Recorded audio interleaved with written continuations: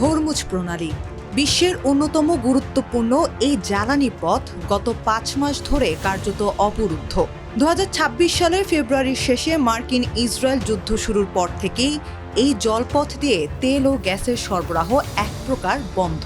সম্প্রতি প্রণালীটি খুলে দেওয়ার বিষয়ে আলোচনা শুরু হলেও ওয়াশিংটন ও তেহরানের নতুন সব শর্তের কারণে কূটনৈতিক সমঝোতা এখন ঘোর অনিশ্চয়তায়। কিন্তু দুই দেশ ঠিক কী শর্ত দিল, আর এর পেছনে আসল সমীকরণটাই বাকি।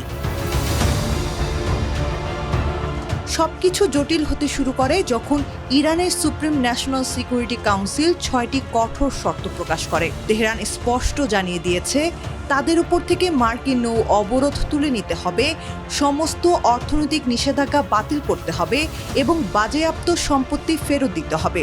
শুধু তাই নয়, 28 ফেব্রুয়ারি শুরু হওয়া চলমান যুদ্ধ এবং 2025 সালের জুনে ইসরায়েলের সাথে 12 দিনের সংঘাতকে চাপিয়ে দেয়া যুদ্ধ আখ্যা দিয়ে তার পূর্ণ ক্ষতিপূরণ দাবি করেছে ইরান।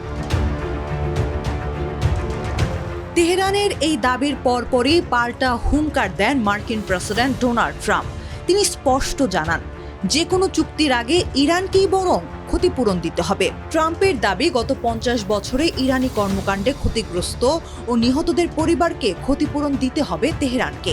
এই তালিকায় তিনি 2000 সালে ইউএসএস কোলে হামলায় নিহত 17 মার্কিন নাবিক এবং এমনকি চলতি বছরের জানুয়ারিতেই ইরান সরকার বিরোধী আন্দোলনে নিহতদের পরিবারকেও অন্তর্ভুক্ত করেন। সেই সাথে গাজা, লেবানন, সিরিয়া ও ইয়েমেনের ক্ষয়ক্ষতির দায়ও ইরানের উপর চাপান তিনি। তবে ডোনাল্ড ট্রাম্পের এই আক্রমণাত্মক অবস্থানের সঙ্গে তার নিজের প্রশাসনের সুর কিছুটা অমিল দেখা গেছে। এর আগে ভাইস প্রেসিডেন্ট জেডি ভেন্স জানান, হরমুজ প্রণালীতে কোনো ধরনের মাশুল বা টোল না বসানোর বিষয়ে ইরান প্রতিশ্রুতি দিয়েছে এবং আমেরিকা চুক্তির ব্যাপারে আশাবাদী। কিন্তু ট্রাম্পের নতুন শর্তের খবর ছড়াতেই আন্তর্জাতিক বাজারে অপরিশোধিত তেলের দাম এক লাফেই অন্তত 5% বেড়ে যায়। কূটনৈতিক বিশ্লেষকদের মতে, প্রকৃত সমঝোতা শুরু হওয়ার আগেই উভয় পক্ষ নিজেদের সর্বোচ্চ দাবি টেবিলে নিয়ে এসেছে।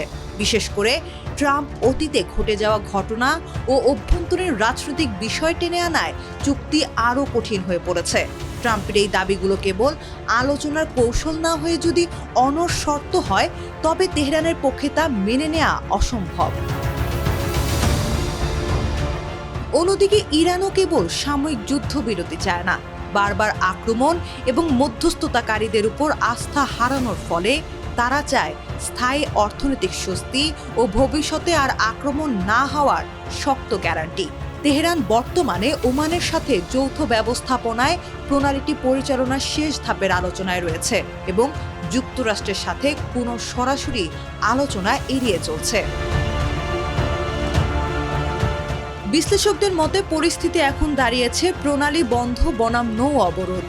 তেলের দাম বৃদ্ধি এবং মূল্যস্ফীতির কারণে যুক্তরাষ্ট্রে জন অসন্তোষ বাড়ছে, আবার অর্থনৈতিক চাপে রয়েছে ইরানও। এখন দেখার বিষয়, অর্থনৈতিক ও কূটনৈতিক এই স্নায়ু যুদ্ধে শেষ পর্যন্ত কোন পক্ষ আগে নতি স্বীকার করে।